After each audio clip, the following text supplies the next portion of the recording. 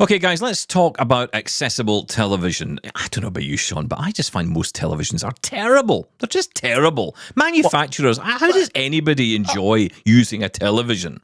Well, good to hear you're coming at a balanced approach to this, Stephen Scott. All televisions are terrible. Not all. They have become a lot better over the recent years. Have they? Okay, all right. Well, look, I'm so pleased to say that we are joined by a good friend of the show and a long-time listener, Elliot Stonhill. Are you a long-time listener, Elliot? Is that fair to say? Can I get away with that? Yes, yeah, fairly long time, yeah. Okay, fairly long time. Right, okay, right. Okay, it's already getting less and less. I'm liking my friend of the show status, though. I was going to ask about that. How many times do you have to appear before you can get that badge? Well, you've got it. So there you go. The answer, whatever that number of times is, you've passed the Rubicon. It'll be in the post. Yeah, exactly. That's right. We'll send you a badge. Of course, we will guarantee absolutely nothing will come in the post. Elliot, before we get into that topic, though, of accessible televisions, this has come up a little, more than a few times, actually, on the show. I've talked about it. Others have asked questions about the most accessible TVs. We're going to get to that. But I want to start because you had sent an email last week, I think it was, talking about Sonos. Following our conversation with Callum Stoneman on the show, we were chatting about whether or not you can use multiple assistants at the same time on your Sonos speaker. But you came back and said, no, you can't. No, so you can use the A Lady and Sonos's own voice assistant simultaneously at the same time. But you can't have the A Lady and Lady G at the same time. And actually on the newer Sonos speakers, the sort of era speakers and the newer soundbar, Lady G is actually not available at all. It's just Lady A and Sonos's own voice assistant. Why would that be? Why have they dismissed Miss Google? Well, there have been quite a lot of legal wranglings between Sonos and Google over the last sort of 2 or 3 years to do with patents and stuff like that. So I couldn't definitely say it's to do with that. But yeah, in the last sort of 2-3 years of speakers, it's just been Lady A on there and as I say, their own voice assistant. Okay. It's a real shame, though, right? Because that seems like the ideal situation of being able to just say, hey, Lady A or hey, Lady G, and just do it on the fly, right? I mean, that would be ideal. Well, I can help you with that, Shaun. I have got a speaker here, which is a JBL, and that you can run Lady A and Lady G at the same time.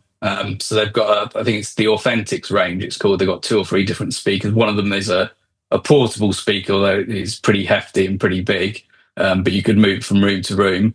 That's the only speaker that I've sort of found sort of at the moment that you can run both at the same time. There are quite a few different ones where you can switch between the two.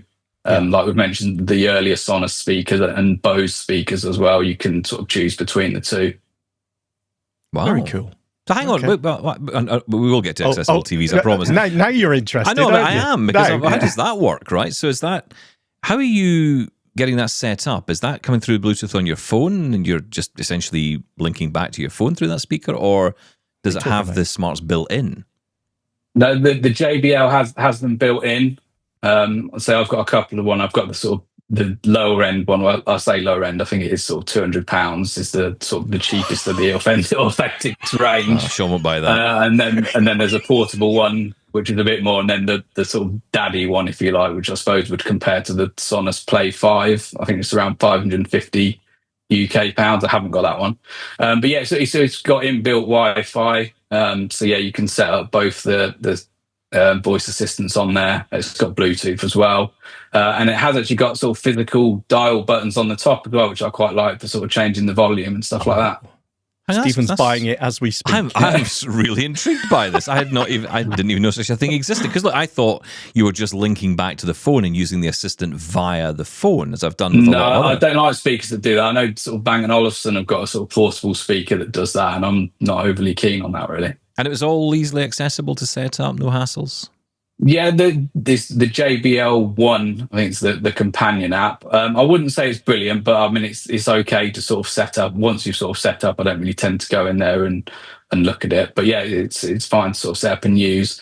Like you sort of mentioned the other day, I would say not all of the features are available, so you can't do like calling and drop in and stuff like that. But it is quite nice having them both. I've got it on my desk, so if I want to ask one thing, or I think Google might be better at answering, I can ask that. Wow, that's nice. Okay, I like going shopping with Elliot. This is cool. All right, so I've just bought a speaker. I'll send you the link after the show. Please do. I'm very intrigued by that. I think a lot of our listeners will be interested. So that's the JBL Authentics range. Yeah, that's right. I think there's the 200, 300 and 500, I think they're called, something like that. Have they got a 20 range for $20? Yeah. No. Well, they do. I mean, in Okay. fairness, JBL have got a great range of speakers. I bought one for, I think it was like $30 or $40 on a cruise ship. And of course, you can imagine the markup on that.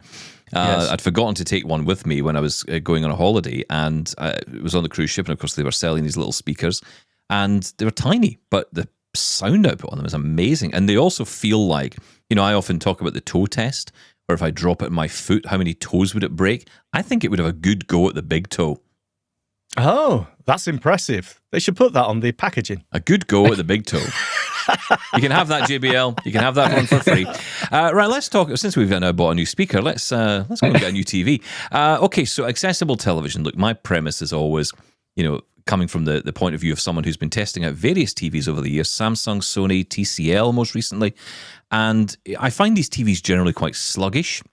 I find the voice guidance to be decent, but oftentimes the voice is not great, or the experience isn't wonderful. It's laggy. Of course, third-party app access is a big problem. I know you want to come on and sort of dispel some of the myths around this and talk about your experiences. So maybe let's start with Fire TV, because to me that would be the most up-to-date version of what's out there, or at least has the most advanced operating system perhaps inside a television. What's your experience been? We've got a couple of the Fire TVs, so the actual TVs and not the sort of stick that you plug into a TV. And I was able to set them up from scratch, sort of turning voiceover on, or voice guidance, whatever they call it on there, from setup, which is not always easy with sort of other TV brands. It might have a voice assistant, sort of a voice guidance feature, but you might not be able to turn it on until it's sort of set up and fully connected.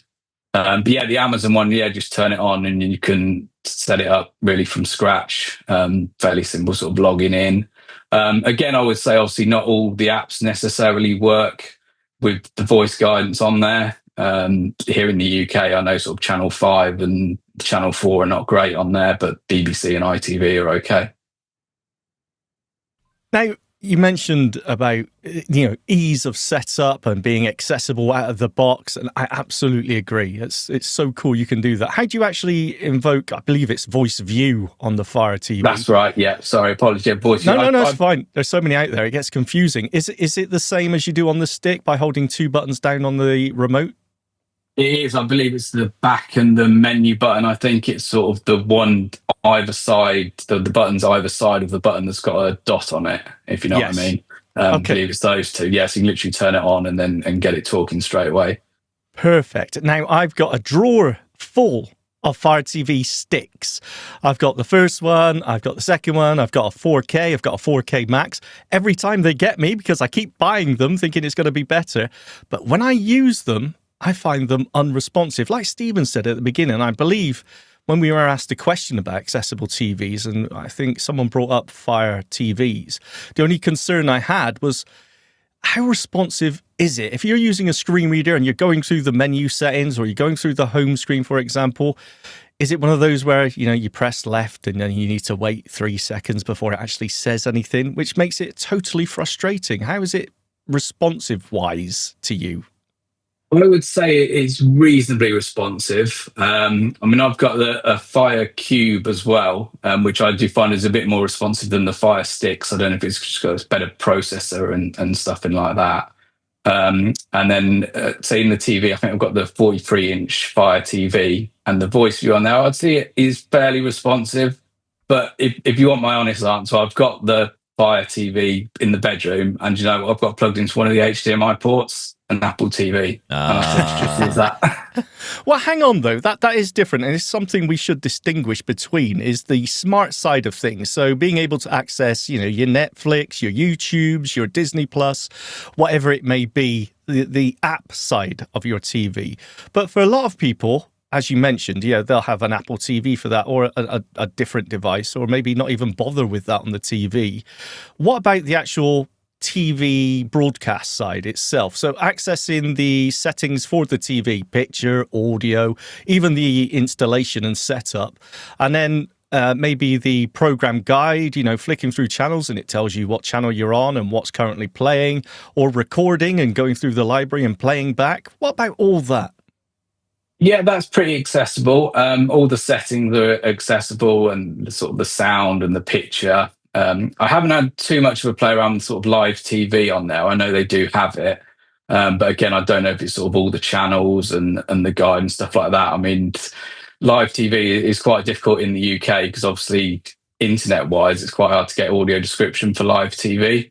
So I tend to mostly go for catch-up, really.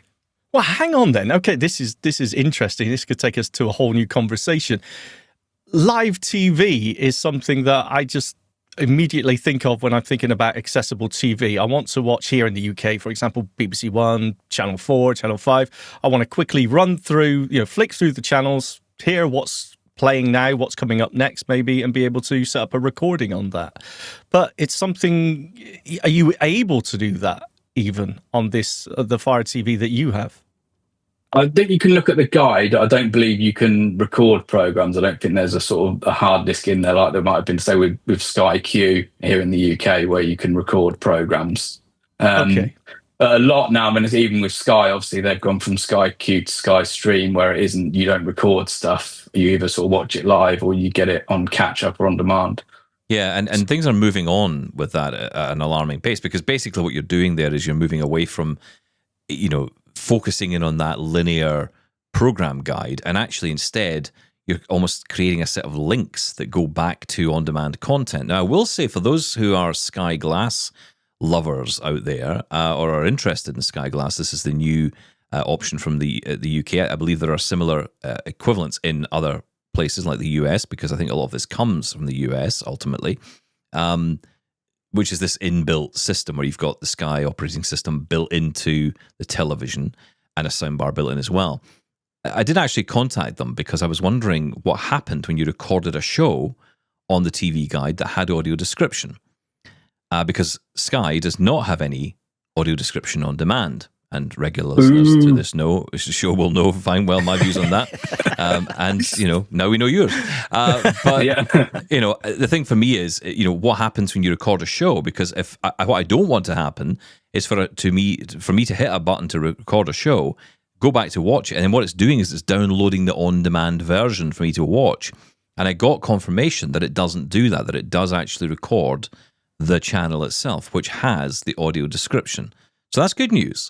That's good news. The bad news is, though, you still don't get any audio description on demand for any of their shows. So when they say at the end of a show, and I'm sure this is the case around the world now, you always hear this, hey, if you want to watch, the next 5 episodes of this, go download it now. And I'm like, well, I can't because it doesn't have AD. So, those problems still exist. Hang on, though. That's quite an interesting, because I've got the Sky Stream, which is like their sort of little puck box, sort of similar size to an Apple TV. And I didn't believe you could record stuff on there at all, although I say it might be different to the actual Sky Glass, which is an actual TV. When you sort of add a program to your favorites, it just goes to like a playlist, and it's not actually recorded anywhere. So that's quite an interesting. Okay, cool.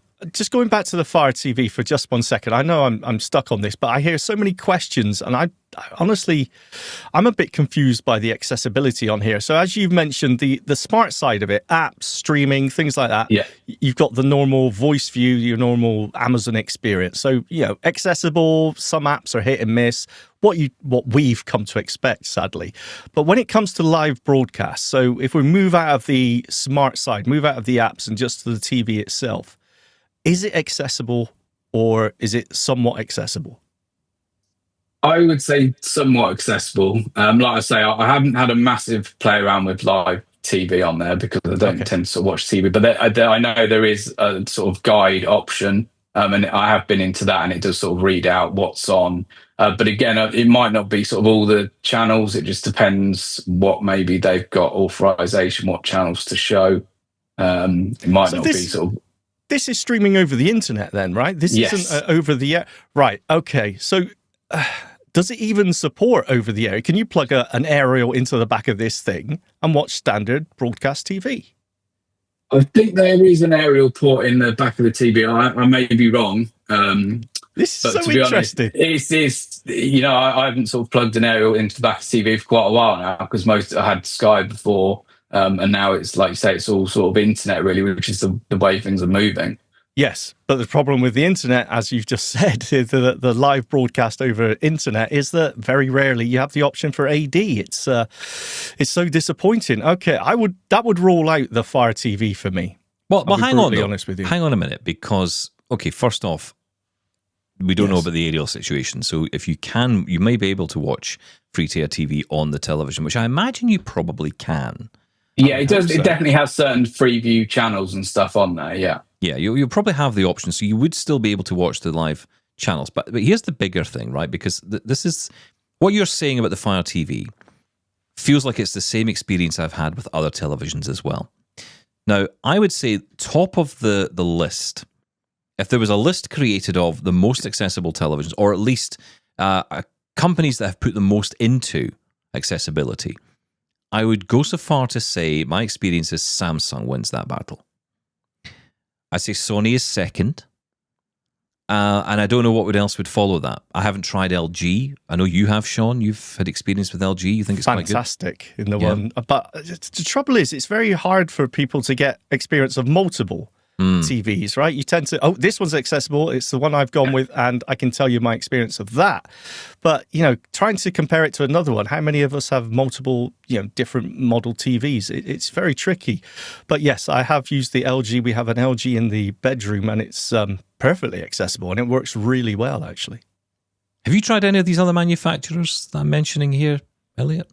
Yeah, I mean, those three that you've mentioned, sort of Samsung, Sony, and LG, I would say that they're all pretty decent. The only thing I would say that Amazon maybe would have above me, I'd say VoiceView is a bit more customizable in terms of sort of changing the rate and changing the volume of the voice. There are sort of options on Samsung, but it tends only to be maybe sort of slightly higher volume, slightly lower, or slightly faster rate or slower rate. I think VoiceView is perhaps a little bit more customizable. I think the thing to realize when you're buying a TV like this, whatever the TV is, there's a kind of baseline accessibility that comes with each of them, right? And the baseline is, if you're watching free-to-air television or cable, in some cases, you may be able to connect an aerial to it or satellite to it as well, and you'll be able to get digital channels that way. You're going to get the baseline accessibility of being able to read the electronic program guide, reading the menu, and when you arrow up and down through the channels, it will read the channel number, the channel name, possibly what's on now, and then maybe tell you what's next. And you can probably work between that sort of in-channel menu that comes up sometimes. That's the base level, right? The problem we have is the third-party applications, because we're not just using our TVs for free-to-air television. We want to go off and watch a show on Disney or on, think of a platform. So I can't think of one right. Amazon Prime. Okay, there's one. Netflix. Hulu. Yeah, or whatever one it might be, right? So whatever one you go and choose, you want that accessibility to continue within the app.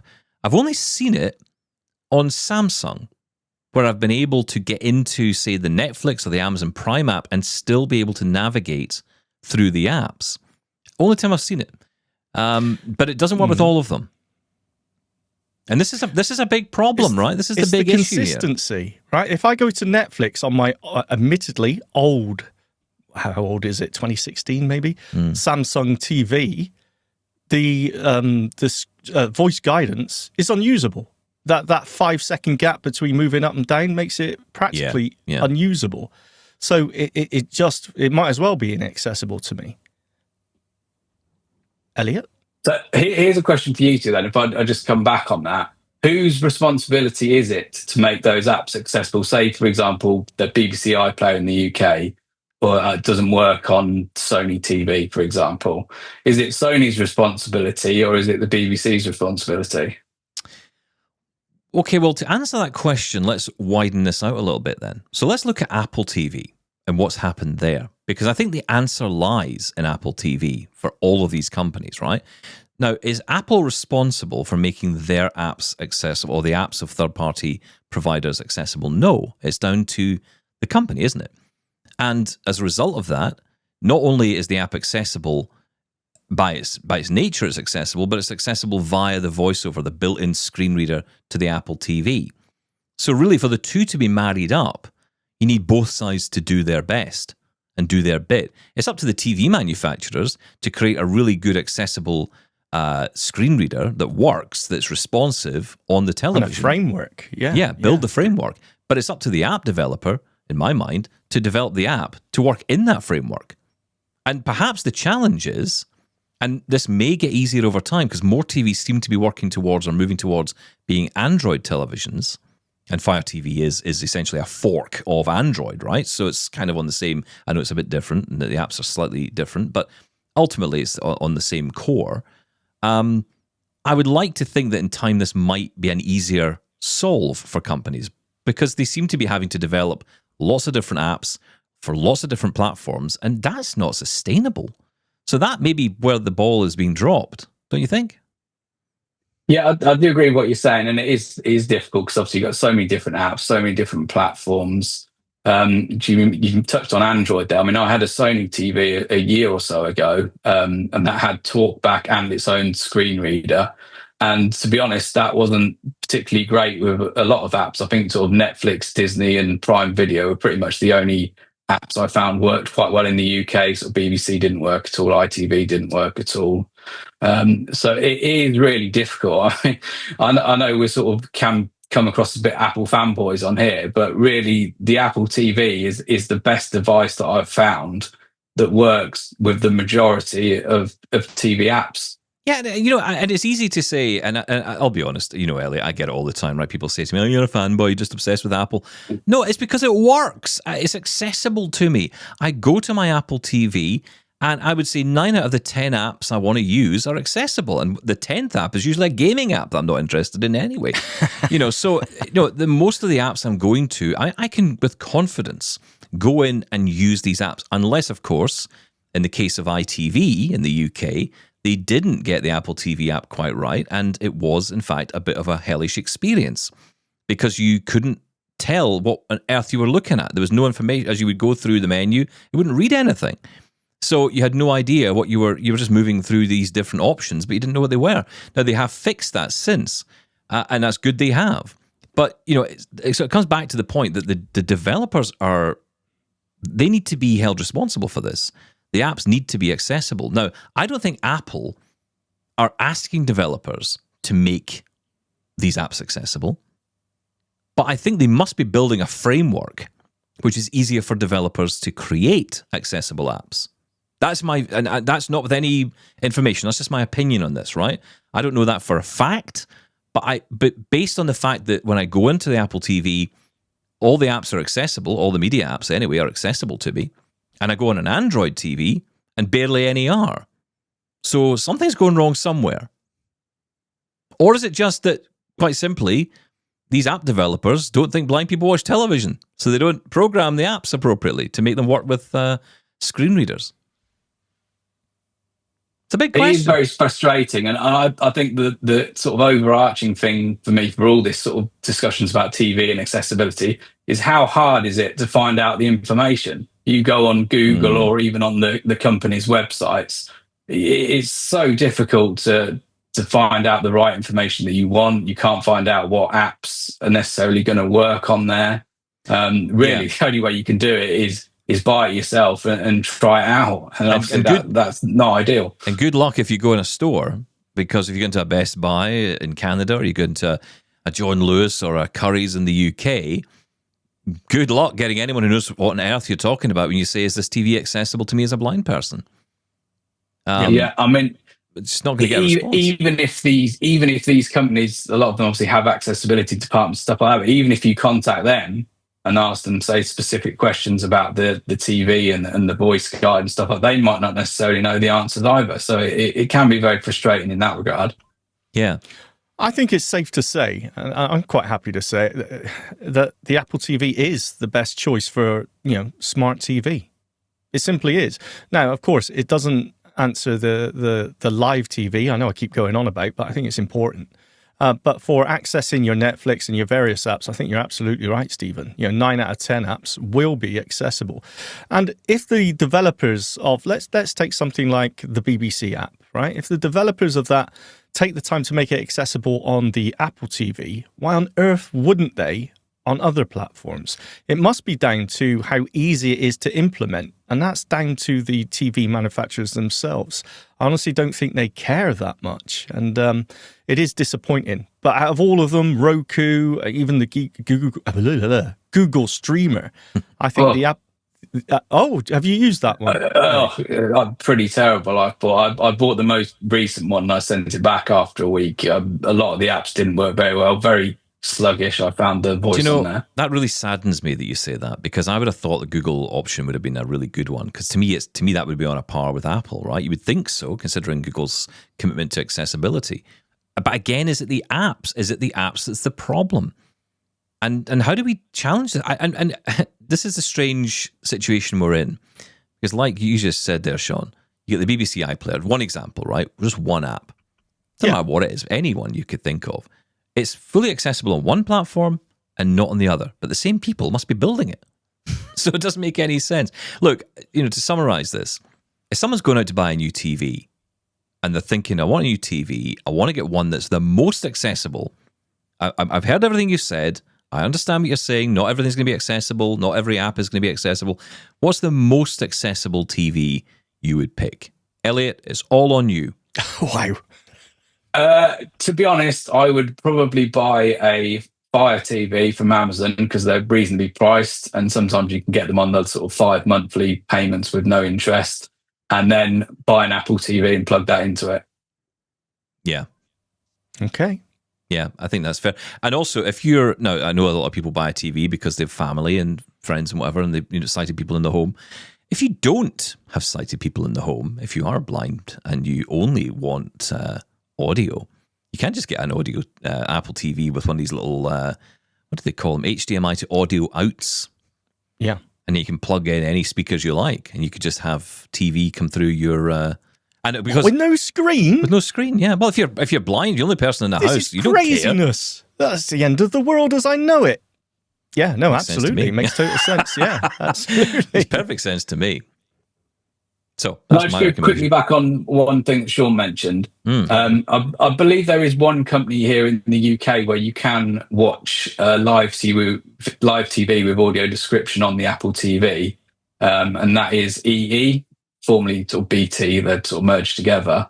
If you do have to sign up to one of their sort of internet packages as well, but if you sign up to their internet and TV packages, you can get an Apple TV box, which is like bespoke to them, but it is the sort of standard Apple TV box. It does have a slightly different remote, but on there you can watch live TV and turn on audio description for it.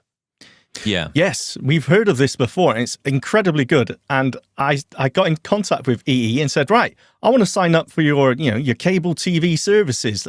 Sign me up. Yeah, but you need to be on for our fiber broadband as well. Yeah. Well, I've already got a very good provider for that, and you don't provide the speed that I want. No.